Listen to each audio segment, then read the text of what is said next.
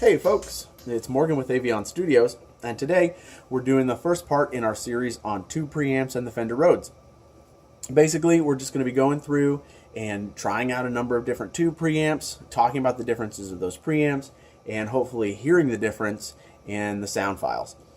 We're going to be doing as clean a recording as possible, basically direct out from this harp over here, mono into 1/4 inch mono here, and then right to our AD converter.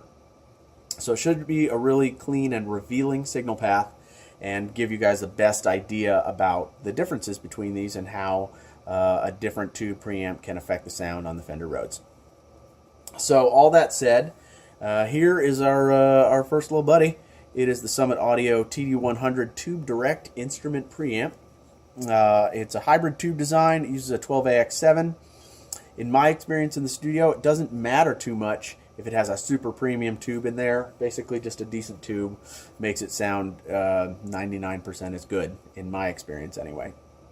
It has a signal, ground, and lift polarity switch if you're out of phase, and the coolest feature about this is that it has a variable impedance.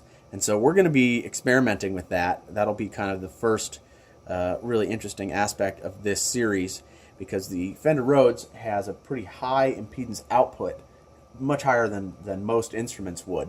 So it's going to be interesting to hear this. In my experience, again, in the studio, this guy sounds best on most material cranked almost all the way up. But we're going to hear some differences, I hope, and so that should be cool. The only other thing that it really does is it has a stepped gain here with a maximum of 24 dB gain, and it has a signal light and a drive nut light. Basically, I think in our experience in the studio, what we like to do is to get it cranked up enough so that we occasionally touch the drive light or come near it. Fender Rhodes doesn't put out a ton of output, so we have this max gain at 24 dB. So, okay, all that said, I'm going to be trying to play a piece, and the audio is going to switch over to just the recorded portion, and you won't have any more of the video mic going on. And I'm going to try to play the same piece throughout this series and do it consistently. I really don't expect to be able to do it consistently, but we're going to try it anyway, because why not? So, with that said, we're going to switch over the audio. I'm going to start out in this position here, which is going to be, I don't know, about 25K impedance, something like that. We'll start with that, and then we will work our way up, and you will have to suffer through what my old piano teacher had to suffer through, which is me remembering this old piece by Bach. And so here we go, switcheroo.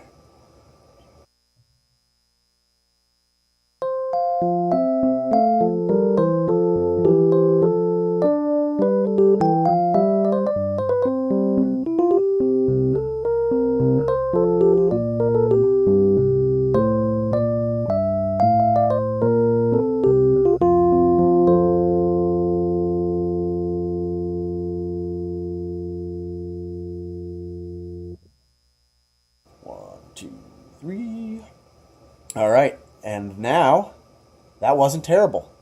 I can't believe, I kind of forgot it for a second, but that's all right. Now I'm definitely going to forget it now that I said that. Now we're going to take it up to about 12 o'clock here on the impedance. See how that sounds.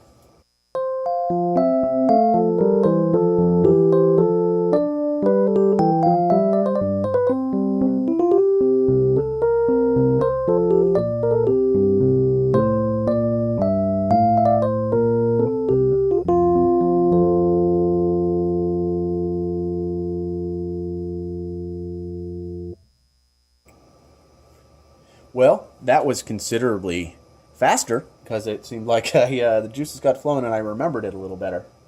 And now the third one, where we're going around here, which is going to be, I don't know, 1.5 M, something like that. A very high impedance. 1, 2, 3.